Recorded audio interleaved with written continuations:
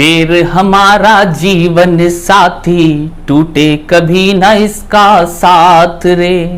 पेड़ हमारा जीवन साथी, टूटे कभी न इसका साथ रे।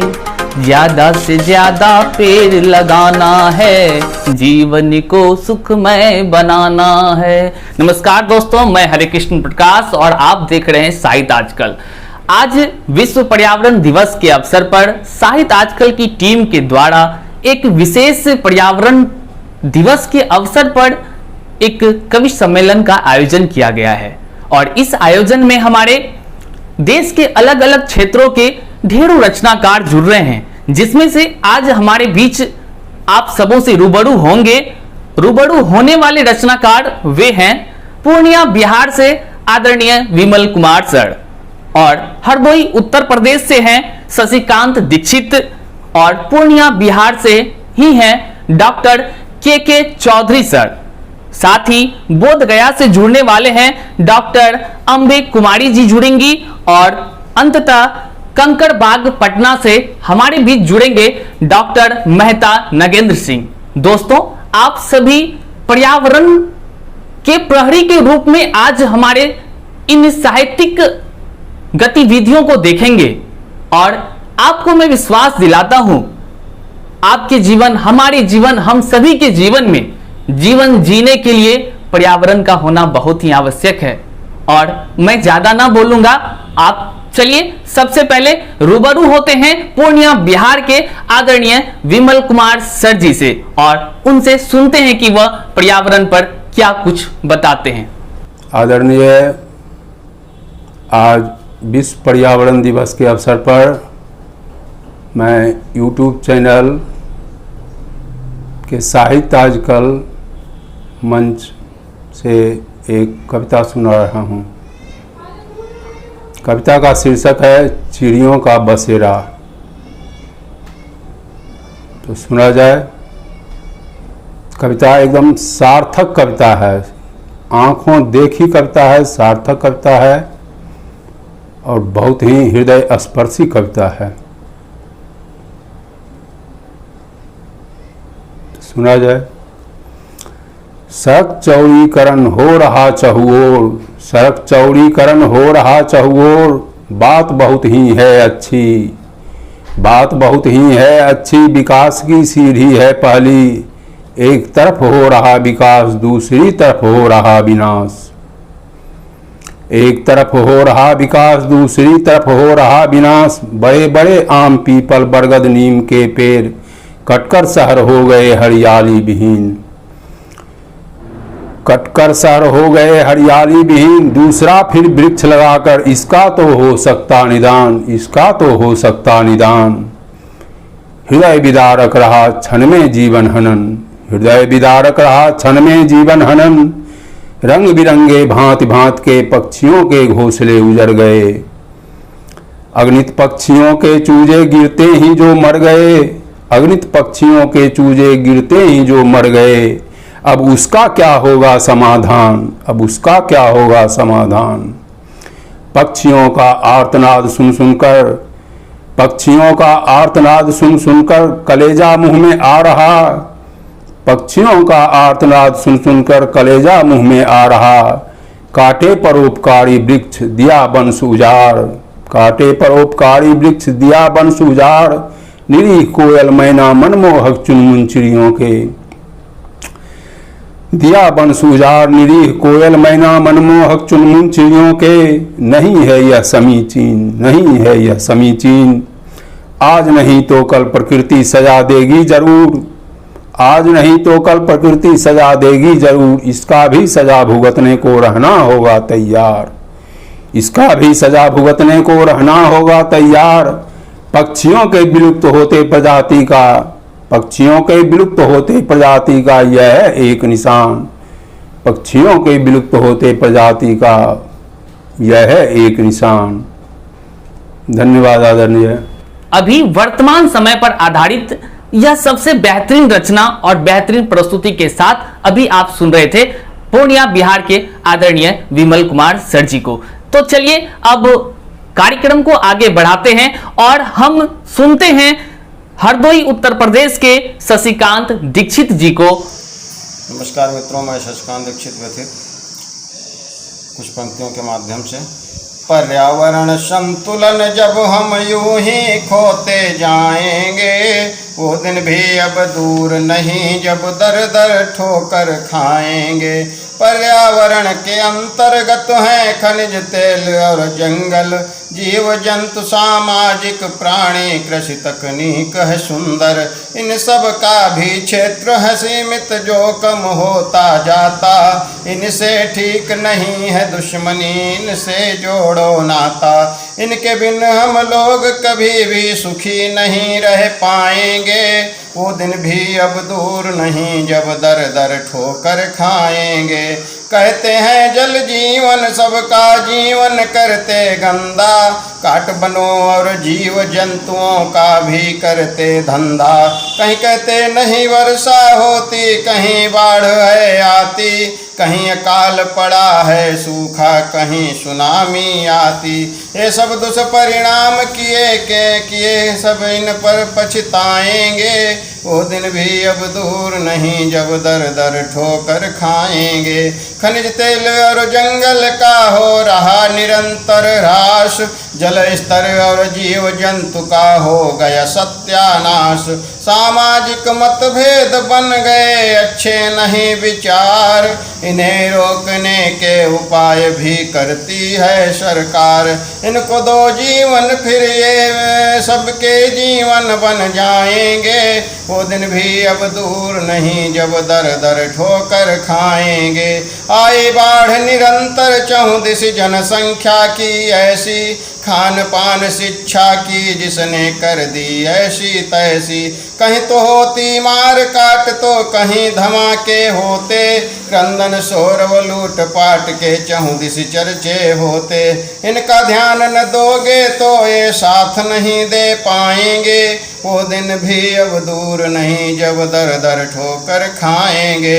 सबके मन में बात यही होते हैं स्रोत अथाह, अंधाधुंध प्रयोग करते ना करते निर्वाह।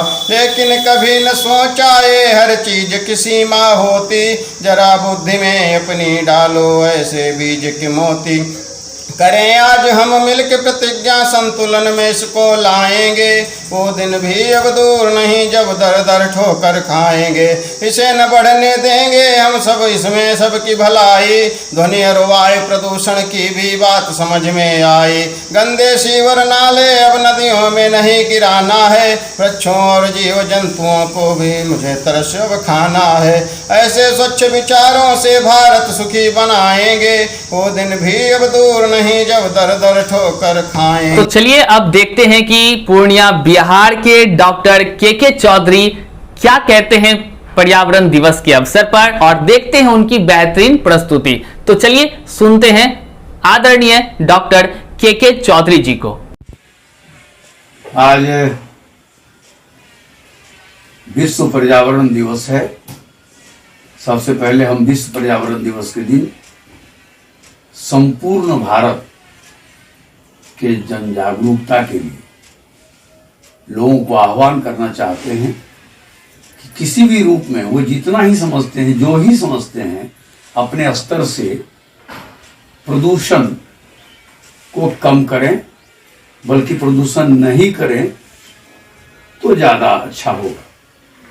खास करके इस तरह के व्यावहारिक, सामाजिक, राष्ट्रीय ज्वलंत मुद्दों पर साहित्य आजकल के स्थानीय प्रणेता जो YouTube चलाते हैं,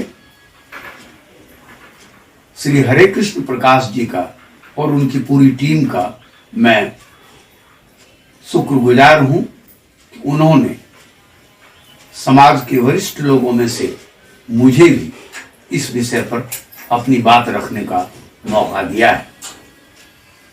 सबसे पहले मैं आपको बताऊं प्रदूषण क्या होता है। प्रदूषण जैसा कि आप शब्द है प्रो, एक उपसर्ग है, उसमें दूषण शब्द लगा हुआ है। प्रो का अर्थ होता है विशेष और दूषण का अर्थ होता है दूषित होना, दूषित करना, यानी विशेष रूप से दूषित होना या दूषित करना वह प्रदूषण हुआ। हम अपने भारत में पहले से जैसा भी रहा है, खास करके भारत के आजादी के बाद नए उद्योगों को लगाने और भारत को औद्योगिक देशों में शामिल करने के लिए, कल कारखाने लगाने के लिए सबसे ज्यादा जो हमारे यहाँ प्रदूषण पर भार पड़ा वह है वायु प्रदूषण। क्योंकि वृक्ष कम लगे और धीरे धीरे ऑक्सीजन की मात्रा वायुमंडल में इतनी घट गई कि आज इस कोरोना काल में जो अधिकांश रोगी सांस फूलने की बीमारी से, ऑक्सीजन की कमी से जूझ रहे हैं और जिनके लिए ऑक्सीजन सिलेंडर सबको मैसर नहीं हो रहा है, ये बहुत बड़ा एक कारण है जो वायु प्रदूषण के चलते हुआ है। दूसरा प्रदूषण है जल प्रदूषण। आज क्या स्थिति है कि हम पर्व मनाना बुरा नहीं है, लेकिन पर्व मनाने के बाद हम जो भी केला के पेड़ हैं, पत्ते हैं, फूल हैं, पौधे हैं, उसको मिट्टी में गाड़ना चाहिए। गाड़ने की बजाय हम नदी में फेंक देते हैं, पोखर में फेंक देते हैं, इससे वो जल प्रदूषित हो जाता है। अब आती है बात ध्वनि प्रदूषण। तो धीरे धीरे ध्वनि भी एक कचरा के रूप में हो गया है, जिसके चलते आप ठीक से नहीं सुन पाते हैं और बहुत सारे संयंत्र बंद होने के कगार पर। कुल मिलाकर हम यही कहना चाहते हैं कि ये हमारा जो वायु प्रदूषण है, जल प्रदूषण है, मृदा प्रदूषण है, ध्वनि प्रदूषण है, जैव प्रदूषण है, इन 5 खास तरह के प्रदूषण से हम बचते हैं तो निस्संदेह आज के इस प्रदूषण दिवस पर हम इस राष्ट्र को, इस समाज को, अपने राज्य को, अपने गांव को, अपने जिलों को एक अच्छा संदेश दे सकते हैं। क्योंकि मैं एक साहित्यकार भी हूं, एक साहित्यकार होने के नाते मैं 2 और तरह के प्रदूषण को मैंने नोट किया है, एक शब्द प्रदूषण और एक विचार प्रदूषण। शब्द प्रदूषण क्या है कि लोग, अधिकांश लोग जानबूझकर, बल्कि कुछ लोग अनजाने में और कुछ लोग जानबूझकर, और बोलते हैं यह बोलचाल की भाषा है, बोलते हैं यह क्षेत्रीय भाषा है। मेरा क्षेत्रीय भाषाओं का अपमान करने का कोई इरादा नहीं है, लेकिन क्षेत्रीय भाषा की आड़ में आप बिल्कुल अशुद्ध न बोलें। अगर कोई क्षेत्रीय भाषा बोलते हैं, हर क्षेत्रीय भाषा के कुछ खास अपने शब्द हैं, मैथिली, मगही, भोजपुरी, अंगिका, इस तरह के जो भी शब्द हैं उन शब्दों का प्रयोग करिए। लेकिन आप उन शब्दों में आप नहीं जानते हैं तो बात अलग है। अगर आप जानते हैं तो प्रयास करिए या जानने का प्रयास करिए कि आप उन शब्दों का ठीक उच्चारण करिए, उन शब्दों की स्त्रीलिंग पुल्लिंग पर भी ध्यान दीजिए। और पश्चिमी अंग्रेजी सभ्यता की नकल कर रहे हैं, जिसके चलते आज क्या हुआ है, हमारे विचारों में प्रदूषण हो गया। हमें राधा कृष्ण का प्रेम नजर नहीं आता, हमें सीता और राम का प्रेम नजर नहीं आता, हमें गौरी पूजा करती थी भगवान शंकर को अपना पति बनाने के लिए, वह प्रेम नजर नहीं आता है और हम वैलेंटाइन डे के फेरे में पड़ते हैं। अगर हमारा मन विशुद्ध होगा, जैसा खाए अन्न वैसा होए मन, अगर हमारा विचार ठीक होगा, हमारे शब्द अच्छे होंगे, हमारे शब्द अच्छे होंगे तो हमारे ज्ञानेंद्रिय और कर्मेंद्रिय से किए जाने वाले कर्म अच्छे होंगे और इस तरह हम वैचारिक प्रदूषण को रोक सकते हैं और अपने देश का, अपने समाज का, अपने परिवार का भला कर सकते हैं।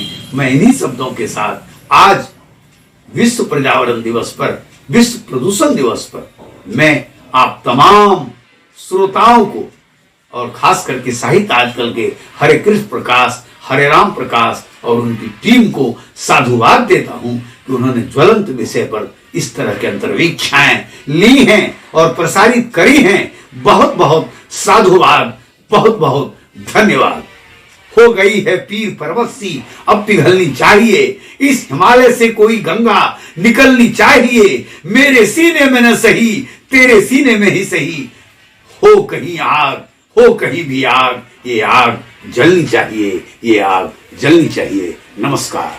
अभी आप सुन रहे थे पूर्णिया बिहार के डॉक्टर के चौधरी जी के द्वारा प्रस्तुत किया गया विश्व पर्यावरण दिवस के अवसर पर बहुत ही बेहतरीन व सटीक विचार, जो कि उनका विचार है और उन्होंने जिस प्रकार प्रदूषण को प्रस्तुत किया है और प्रदूषण को दूर करने की बात को कहा है, वह बहुत ही बेहतरीन है, उम्दा है। चलिए अब हम चलते हैं और कार्यक्रम के सफर को आगे बढ़ाते हुए बोध गया कि डॉक्टर अम्बे कुमारी जी को सुनते हैं कि वह अपनी प्रस्तुति किस माध्यम से पर्यावरण के दिवस पर देना चाहती हैं।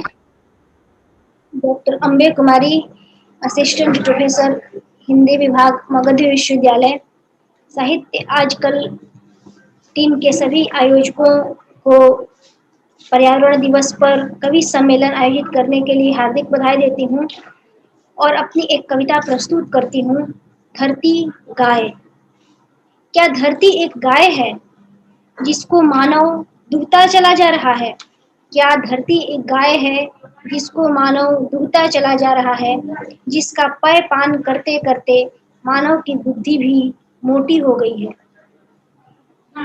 क्या धरती एक गाय है जो अपने बछड़े मानव को क्या धरती एक गाय है जो अपने बछड़े मानव को प्यार से दुलराना चाहती है, परंतु मानव है कि सदा उससे दूर भागना चाहता है, परंतु मानव है कि सदा उससे दूर भागना चाहता है।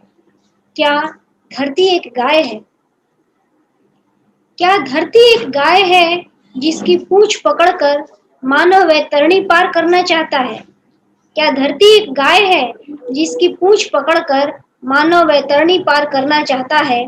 सचमुच ही यह धरती एक गाय है जिसने मानव के हित क्या क्या नहीं किया। ममता से आपूरित हो उसने मानव को अन्न का महादान दिया। ममता से आपूरित हो उसने मानव को अन्न का महादान दिया। उसके नयनों को तृप्त करने के लिए सुंदर सुषमा का भान कराया।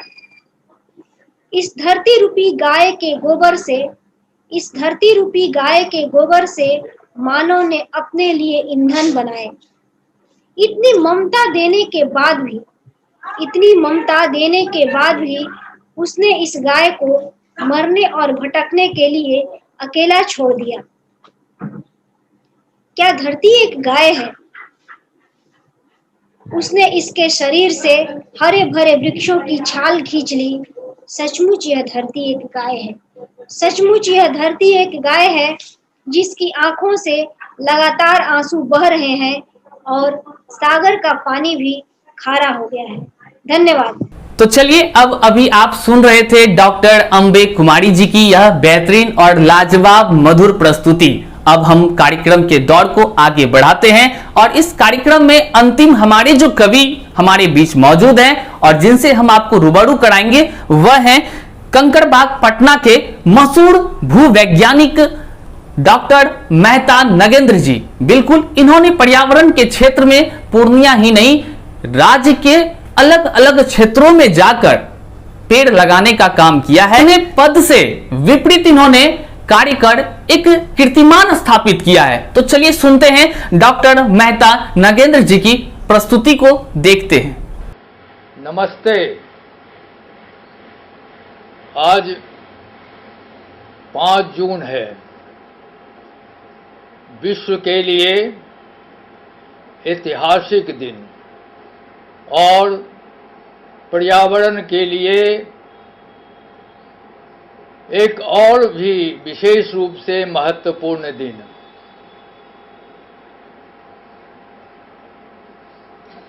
उन्नीस 1972 से 5 जून को स्विट्जरलैंड स्थित स्टॉकहोम में पृथ्वी शिखर सम्मेलन आहूत हुआ। 178 देशों के प्रतिनिधि वहां पहुंचे और पर्यावरण प्रदूषण जैसे विकट समस्या पर विचार करने के लिए, क्योंकि आने वाले समय में यह आभास हो गया था कि पर्यावरण और प्रदूषण के चलते सारा विश्व जो है वो त्रस्त हो जाएगा। निर्णय में यही लिया गया कि प्रत्येक वर्ष 5 जून को विश्व पर्यावरण दिवस मनाया जाए। ये उत्सव नहीं है, ये जीवन अस्तित्व के लिए एक यज्ञ है। आज के दिन हम सभी को संकल्प लेना होगा कि जीवन अस्तित्व को बचाने के लिए पृथ्वी को बचाना होगा, पृथ्वी के बाद प्रकृति को बचाना होगा, तभी हम और हमारा जीवन अस्तित्व सुरक्षित रहेगा।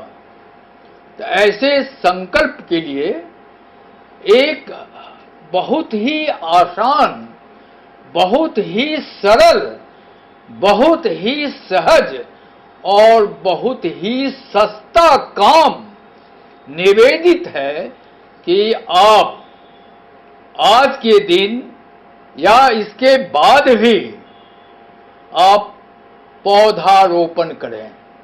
एक गमला आपको 100 रुपये में मिलेगा, इससे कम में नहीं मिलेगा। अब 100 रुपया आपके पास नहीं है, आज हमको पौधारोपण करना है।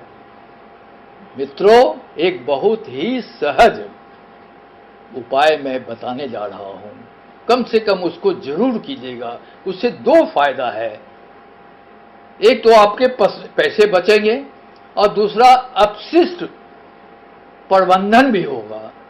आपके घर में खाने पीने की सामग्री आप लाते हैं बाजार से, अब एक आइटम हम लेना चाहते हैं, वो आटा, गेहूं का आटा खरीदते हैं ना, हम भी खरीदते हैं, सब लोग खरीदते हैं। आप ये इसमें 5 किलो आटा आया, मैंने खरीदा, इसको फेंका नहीं, क्योंकि ये अब फेंक देंगे बाहर तो माने अपशिष्ट प्रदूषण डेवलप करेगा। इसका मैंने गमला बनाने का काम किया, बहुत कुछ नहीं है। इसको आप साफ कर लीजिए और इसको इस तरह से आप कीजिए और इसको इस तरह से घेरिए, है ना, इस तरह से आप आगे बढ़ते जाइए, ये चकोर आपका डेवलप करेगा, है ना। और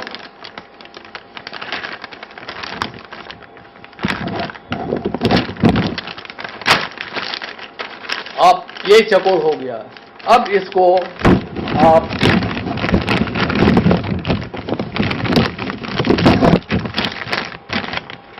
इस तरह से फ्लैट कीजिए और इसको फ्लैट करके आप स्टेपलर सबके पास होगा, आप स्टेपल कर दीजिए, हो गया। आप इसको खोल करके देखिए कितना आसान काम है, ये तो आप कर सकते हैं। अपशिष्ट प्रदूषण का भी नियंत्रण होगा और ये करीब 20 साल चलेगा। आप इसमें मिट्टी भरिए, पौधारोपण कर दीजिए, या कोई भी प्लास्टिक का आपका रिजेक्टेड हो उसमें भी कर सकते हैं। तो कितना आसान है, छोटा काम है ना भाई, छोटा काम भी बड़ा महत्वपूर्ण होता है, इसलिए इस छोटे काम को आप इग्नोर मत कीजिए। आज के दिन 5 रुपया की पूंजी लगाकर प्राणवायु बैंक का निर्माण कीजिए और प्रभु का गुणगान कीजिए। नमस्ते। तो दोस्तों, आपने अभी सुना डॉक्टर मेहता नगेंद्र जी की बेहतरीन लाजवाब उम्दा प्रस्तुति को आपने देखा, सुना और उनके विचारों से आत्मसात हुए। इस प्रकार दोस्तों, आज 5 जून विश्व पर्यावरण दिवस के अवसर पर हम अपने स्तर से जो भी पर्यावरण के प्रति अपनी सजगता जाहिर करने में आप तमाम दोस्तों के बीच इन विश्व भर के रचनाकारों में से चुन चुन कर मैंने 5 रचनाकारों के विचारों और उनके द्वारा, उनके शब्दों, उनके अल्फाजों के द्वारा जो उन्होंने कविता तैयार किया और उसके प्रस्तुति के आधार पर मैंने पर्यावरण के प्रति आप सबों को सजग करने का कार्य किया। और साथ ही साथ मुझे आशा नहीं विश्वास है आप जरूर इन तमाम रचनाकारों के बातों को आत्मसात करेंगे और एक कदम पर्यावरण की ओर जरूर आप भी अपना योगदान देंगे। इस वीडियो में यहीं तक और फिर मिलते हैं अगले वीडियो में, तब तक के लिए जय हिंद। यदि आप एक रचनाकार हैं और आप अपनी प्रस्तुति साहित्य आजकल के माध्यम से देना चाहते हैं तो दोस्तों देर किस बात की, यहां हमारे टीम का व्हाट्सएप नंबर है, इस पर संपर्क कर आप अपनी आवाज आम आवाम तक अवश्य पहुंचाएं। नमस्कार दोस्तों, मैं हरिकृष्ण प्रकाश और आप देख रहे हैं साहित्य आजकल। अगर आप अभी तक इस चैनल पर नए हैं, सब्सक्राइब नहीं किए हैं तो जल्दी से लाइक कर लीजिए वीडियो को और चैनल को सब्सक्राइब करने के साथ साथ बेल आइकन को प्रेस कर सेटिंग ऑल कर लीजिए ताकि आप तक साहित्यिक गतिविधियों की जानकारी लगातार पहुंच